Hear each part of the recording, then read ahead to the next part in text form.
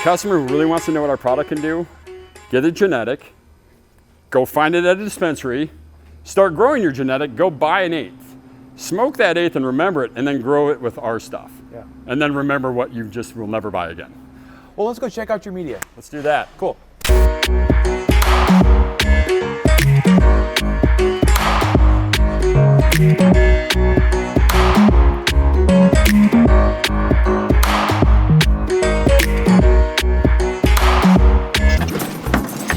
Hi, Jim.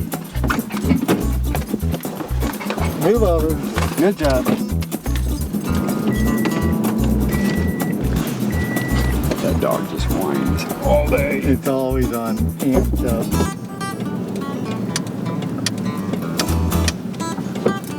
QB, no licking, bone milk. We'll leave him in the car so he doesn't get run over by a machine.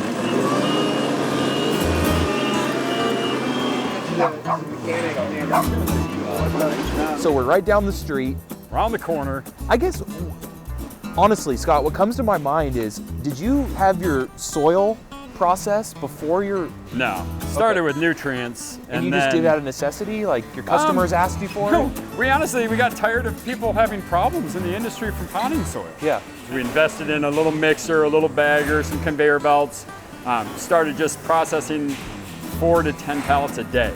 Okay. And they were selling out faster than we could make them. We had people lining up just to pick up pallets from us. We're like, oh man, let's step this up. And as we were developing and growing, we decided, all right, we got to find a place close to our other facility. Luckily, this place came out. I mean, it's a horrible piece of land, but it's perfect for what we need it for. Yeah, it is. And we were able to buy this spot. It's set up perfectly to be able to manufacture undercover. And then we bought some machinery that could speed up the process so that when we got into the spring and summer, we were able to actually keep up with the demand on the potting soil. Good for you. And it's been fun, but at the end of the day, it still comes down to great quality, small batch, and being very consistent. And as we walk through here, what you'll see is, I mean, not many places are going to allow you to walk through their facility because they have proprietary. Yeah, that's BS. Right. What they don't want to show you is that there is a giant 80-yard batch mixer being fed all these components through conveyors, and it's stratifying in the system.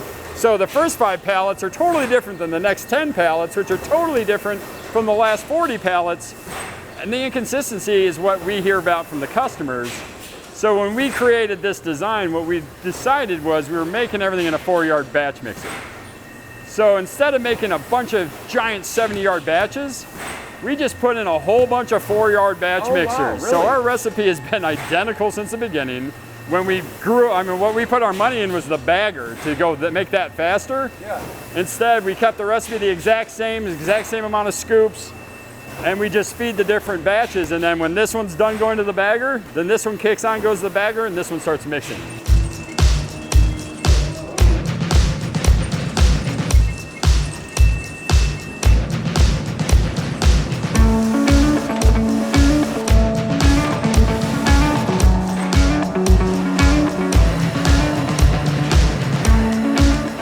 This part of the facility is them just receiving the bags off of the bag line.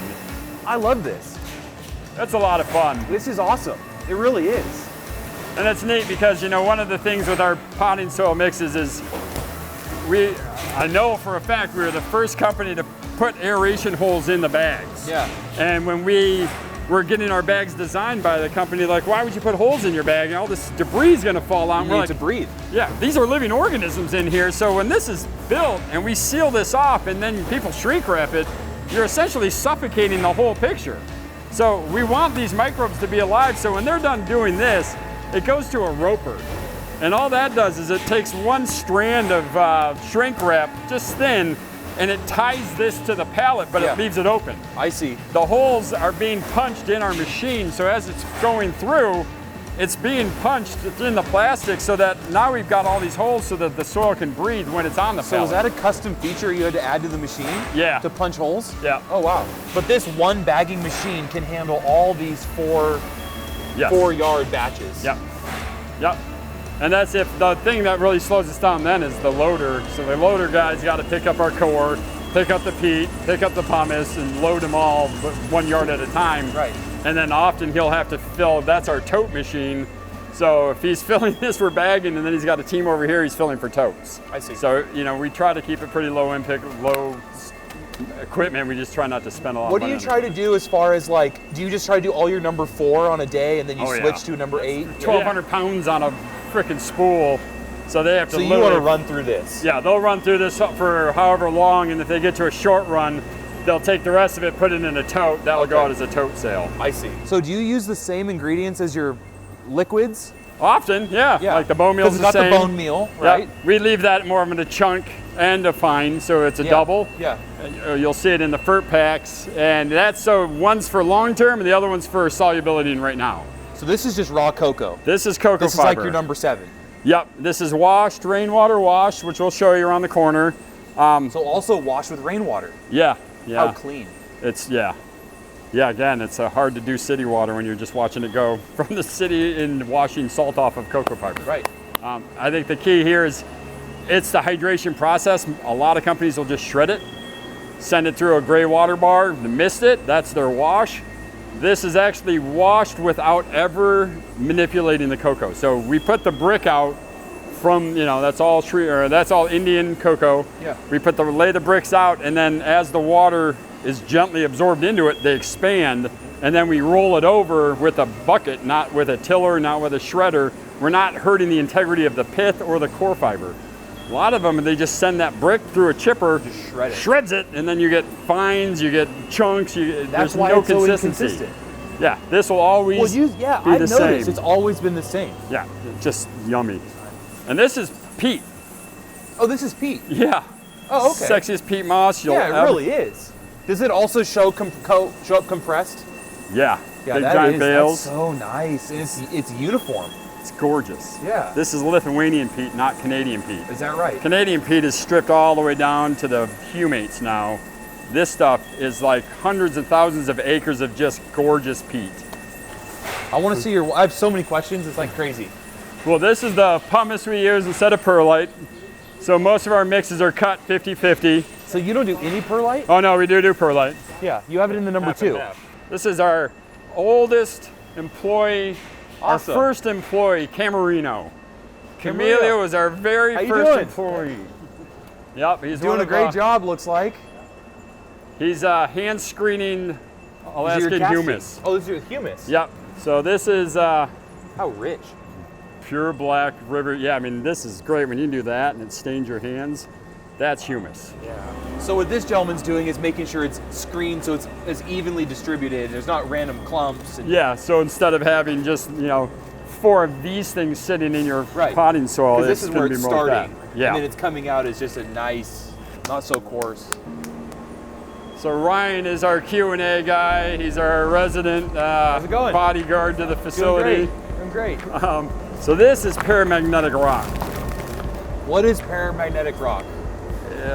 So if you look up Philip Callahan, he did a whole bunch of research on paramagnetism. And what Frank found was when paramagnetism is in the root zone, it allows the plant's energy, aura, and field to align with the actual Earth's energy, aura, and field. When we take bark and we take compost and we take peat and we put them in a plastic container and we stick them on the 2nd floor of a cement building, that plant is no longer connected to the Earth's energy in the realm of, there's no magnetism left because you've put so many insulators around the root zone. Paramagnetism will create that energy, so it is pulling the energy from the Earth into the root zone. Whoa. It's hippy dippy crap for sure, and everybody thinks it's just Yeah, weird. but that's pretty damn cool. If you read Callahan, this is what's so frustrating is we have to call this basalt. Well, clearly Okay. not basalt. Yeah. But because California doesn't understand what paramagnetism is or what paramagnetic can do, we can't make that claim, and we can't claim this because this isn't a material. Yeah. This isn't an ore, this isn't graphite, this isn't granite. This is a vein that is highly paramagnetic of sand from an area of, eastern Canada. So it's interesting because when we add this to the soil and we check every other soils in the industry, most are diamagnetic. So if you search diamagnetism versus paramagnetism, you're going to see a whole different energy field that is accepted in the root zone. This creates root zone energy. And then Wow. you add Frank's alkalinity and the calcium with the reaction of the bone meal acids to the alkalinity of the Olympus up. You're creating, literally, it's gamma energy in that root zone. It's creating a happier, stronger, healthier plant because they can just access that much more by being tuned in with the Earth's energy. So that's literally limestone. That's yucca meal. Here's the bone meal. So it gets 1 bucket of fert and 1 bucket of bone meal. And that goes in every 4-yard batch. Yeah. That's all bone meal. Oh, they get 2 of those. 2 of those. 2 buckets of bone meal. Yeah, we put a lot of bone meal in our product. Yeah. It's a huge thing. So, yeah, for everyone, they toss in 2 of those and then a fert box. So yeah, you have a ton of food. So it's 3 plenty. buckets. Yes. 2 of that, 1 of that. Yeah. That's a lot of food.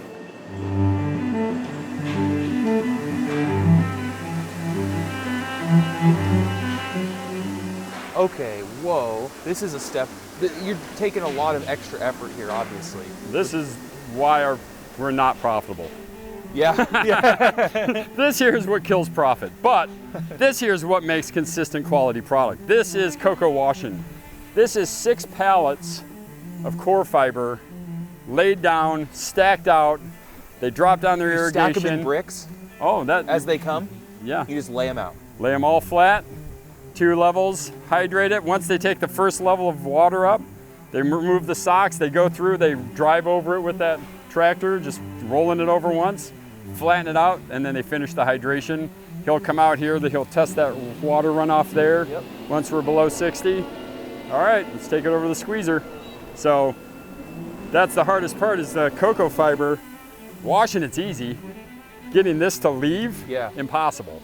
Frank and I rented like steamrollers. We lay it out in a 1-foot stretch, we drive over it, and as soon as the water would go out, it'd suck right back in. Huh. Like, holy crap, this stuff, it's either hydrophobic or we'll never let it go again. Interesting. So once that's hydrated and it's down below its level, then it comes in here and it does a physical drain. Okay. But just gravity drain. Gravity. Yeah. And the downfall, even with sun, which we haven't had yet. You're still moistening it. Still giving me way too much. This would give me about 30% moisture in a bag, which would be weight, unneeded moisture content. It would kill microbes, suffocate. I mean, it'd just be horrible. Yeah. And it just makes for a waterlogged soil. So we kept thinking and kept thinking. So now what he does is he takes that cocoa from that pile, he brings it up into this, our first bagger. This is our first bagger. The very first one. That very first one. So it comes in here and it dumps up, but then it comes into our, and I wish they had it running because it would have been something to see. We figured out getting a hydraulic orange juice press to drop all this wet cocoa into, and there's a hydraulic plate on the back of this machine that presses against an auger that's pressing all the cocoa against the plate, removing all the moisture into these things, and the cocoa is going out the other side dry. So what are all these out back here? You can see those ones are the pokies. Yep. So those are the totes. So those are all 2 and 3 yard totes, and those pokies. So that's all finished goods. That's all finished good. That's unwrapped, just covered, so they can breathe. Moisture, yeah. Yep. Yeah. We just don't want them to get soaked with rain. Yeah. But over here, I'll show you this. Well, these are the peat bales. This is how we get them. So this is how your peat shows up. Closet they call these things towers, right? They are towers. We shred it in this thing. It's a shredder closet. Just set it in there, just lifts it up into a shredder thing, and that sends it up there. But this is what's unique, is when we do our bulk totes for folks, for farms and stuff, every tote gets an aeration tube. 3 yard totes get 2 aeration tubes. The most critical time with potting soils, once you make it and you have any moisture added to it, which you will because we're in Oregon, of course. The microbes wake up and they start digesting, and then they start generating heat. Yep. And if we're all sealed up and there's nowhere for air to go, they'll cook themselves to death. Whether it's bagged in the middle of a pallet or 3 yards of medium, that core of the medium, most of those are gonna die from heat. So if we add in these pipes in there, it has a vent hole to literally any of the digestion that's happening, all the off gas, all the heat, is allowed to escape, so the soil temperature never exceeds 110, 115. Wow. And so we've measured 160, 170. We've seen plastic bags melting together from microbial activity in sealed pallets. Right. So our goal was to never put out a dead soil.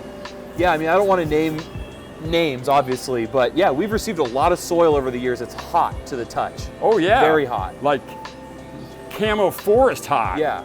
Yeah, I know. They do that locally. So the problem there is it's so many microbes in there that it's breaking down all the nitrogen they add, which is then turning everything into a hot mess. And you can go out and take the temperature of any one of these bags, any one of these totes, and everything is in a living temperature for natural composting. And at the end of the day, a lot of people complain, they'll open up their totes and there'll be a whole mycelium field on the top, and they're like, oh, it's molding. And it's like, oh, really? Mold? You're like, you're so lucky. Send it back, You're idiot. welcome. Yeah, it's called free mycorrhiza. Enjoy. So it's trying to, explain to people, when you see the hyphae growing, that's because the soil's alive, Right. and we're not trying to kill it. Right.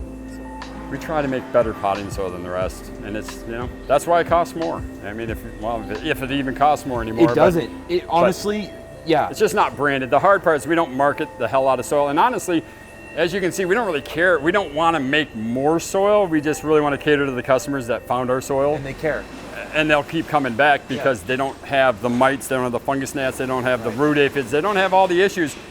You're buying most of your issues when you buy a bag of soil. I hate to say it, but I promote other people that do good work because that's who we're relying on to make our products better, like BioEgg's Full Power, Mark's, all of his microbials. Those guys help our products work better. So You give them respect because you recognize it's a good product. yeah, and they're following the same horse we are. We're not all trying to get super rich. We're just trying to grow better food, better crops, better cannabis. So, I like to align myself with folks who kind of see the same vision, and it's not Ferraris and Lambos. It's, community and food. Well, Scott, you're awesome. Thank you so much. Thank you. I appreciate you guys. Get over here. Thanks a lot, Frank. Thank you. It was awesome. Yeah. Well, I'm Steve from Monster Gardens. Till next time.